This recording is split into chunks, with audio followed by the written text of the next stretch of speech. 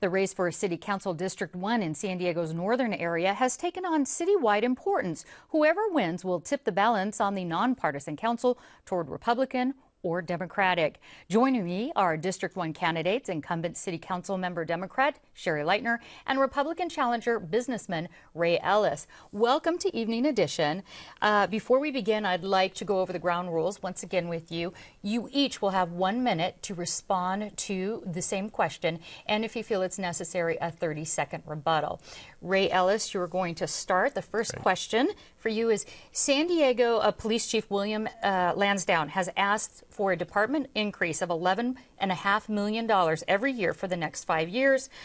He said there's recent crime statistics that warrants this increase. Do you support his request? Well, first of all, thank you for having us here this evening. And, you know, I think the police department has done a wonderful job during these service cuts over the last decade almost in using technology and using innovation to better police our communities. But I think we've got to a point now where we do need to start adding back. And over a 5-year period seems reasonable, and that's only going to get us back to staffing that we were at in 2009. So we've got work to do here, and we've got to get our fiscal house in order. And that's why I've been a big supporter of pension reform, proper implementation of managed competition, and more importantly, economic growth, so we can raise the top line as well, so we can fund this. So yes, I would support it, but we've got to have the money for it. Okay, and I'll come back to that because I want to ask you how, but Sherri, I want to give you a chance to ask you, do you support the budget increase totaling $60 million over the next 5 years? Most likely, yes. I know we will be hearing this at council. The reason I say most likely, yes, public safety is number one. If the money's in the budget, it will go to public safety first and foremost. It is critical to protect our citizenry, and police, firefighters, lifeguards, very, very important. I have always supported them. It's why I supported ending the brownouts early.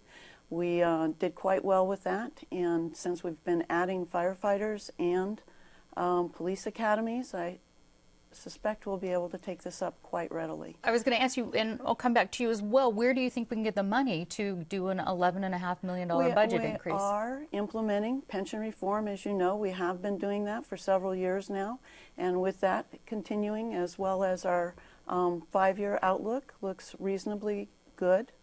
And what would you say? How would you find the money to fund that? Well, first and foremost, we need to properly implement pension reform. I've been working on pension reform since 2008 on the pension board, saving taxpayers millions through some strategies that we put into place along the line there, reducing the interest rates on the infamous drop accounts, changing our investment strategy from active to passive, saving millions of dollars in investment fees.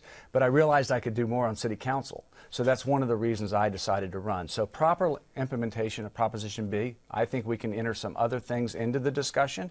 But then we need to get more aggressive about implementing managed competition throughout all departments in the city. I have more questions about sure. that. Okay. So we'll keep going on that. Let me start, Sherri, with you. Traffic congestion is a major concern throughout the city, and especially in District 1. Do you support the idea to link Interstate 5 and 56, and what other plans do you have to alleviate traffic congestion? There's a proposal right now to connect 5 and 56. Originally it was for direct connectors, which is something that was limiting growth in the Pacific Highlands Ranch neighborhood of Carmel Valley. So we want to see those connectors, but no private property, no private residential property to be taken for that.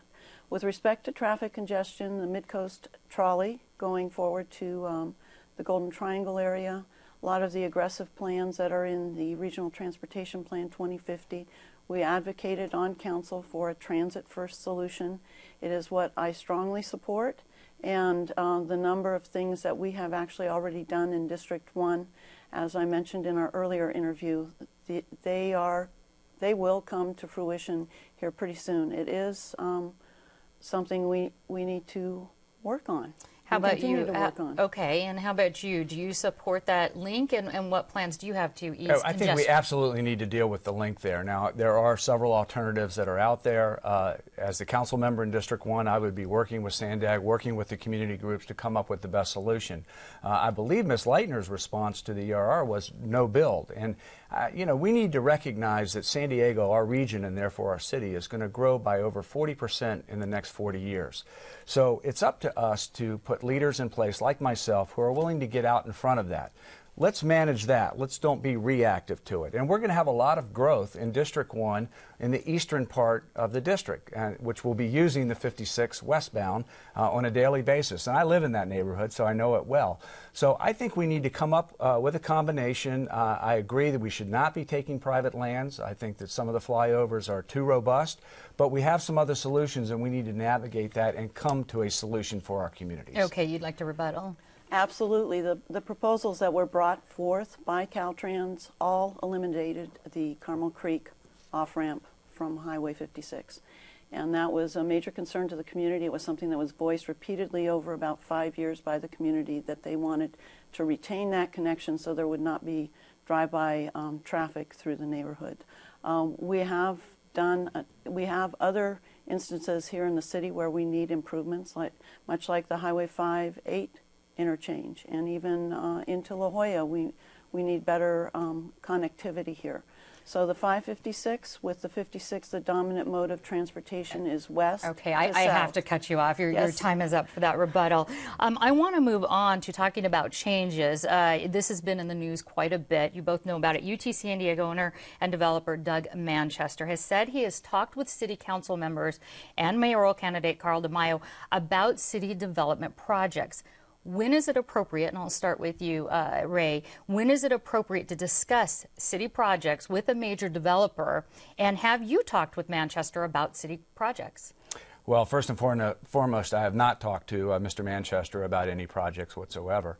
I do think, you know, I would have to defer to the city attorney, Jan Goldsmith, on navigating that. I think there is a fine line. I will say this, though. I think any time we can get stakeholders in the community together, whether it's community groups, whether it's people that are developing property, that if we can get them together and have a conversation early on and get the issues out on the table, I think we're going to end up with a better outcome for the communities and the neighborhoods. So I'm a full believer in collaboration and working together, but at the same time, we have to be absolutely cognizant of all the rules and regulations and laws that impact that. So I think we need to be careful there. Sherri, have you met with Mr. Manchester, and when do you think it's appropriate for developers to bring their interest to the City Council? I have not met with Mr. Manchester. I have not had that opportunity. I do know that I have met with members of the community. I've met with developers. I have an open door policy. You do not have to be a campaign contributor in order to have access to my office. And so if developers have concerns, they're welcome. I always make clear to them that they need to get the approval of the community going forward. They need to actively work with the community to gain my support for a project. And I've worked with a number of developers in that way. I would like to compliment especially the Flower Hill Mall and the Irvine Company for working very closely with the community to achieve approval for their projects. Okay, we have 2 minutes left, 1 minute for each of you. My final question, and we'll start with you, Sherri, is what is the most important citywide issue you think we're going to face in the council next year, and how would you tackle it? 1 minute. We have several choices. Definitely pension reform. We want to make sure that continues, and that hopefully we won't have too many what would you call it, roadblocks that pop up. But the council is committed, along with, I would assume, the new mayor, to making sure that happens. It is the will of the people, and that should help greatly with our budgetary issues going forward. We do have to continue on with managed comp. That is absolutely correct, and we have a number in the pipeline, but we have 4 or 5 more that could be initiated come the first of the year. So look forward to that and getting public safety, neighborhood services, rec centers, everything back on par. After that, and you, Mr. Ellis, you have 1 minute to respond, and to that question, what you think the biggest issue facing City Council Well, is. I think we still need to aggressively attack the financial issues facing the city. I view the role of a council member is to create the best value for taxpayers and for our citizens. And by doing that, we need to aggressively implement the pension reform initiative. Let's get that done. Let's go after managed competition much more aggressively. We passed that over 6 years ago, and we've only done 5 exercises. And we need to have more of a sense of urgency on that to move that initiative forward. And the other part, I've created jobs in my own businesses, and I want to have a better focus on economic growth. Let's work with our business community. Let's treat them as a partner so we can grow our economy. That will increase revenues to the city as well. So I think we've got great opportunities, and I hope to have the opportunity to exercise those. All right, thank you both. We are out of time. City Council Member Sherri Lightner and Council Candidate Ray Ellis, thanks so much for talking with us today. Thanks, Thank you, Peggy. Appreciate it. Thanks. Thanks. Thanks.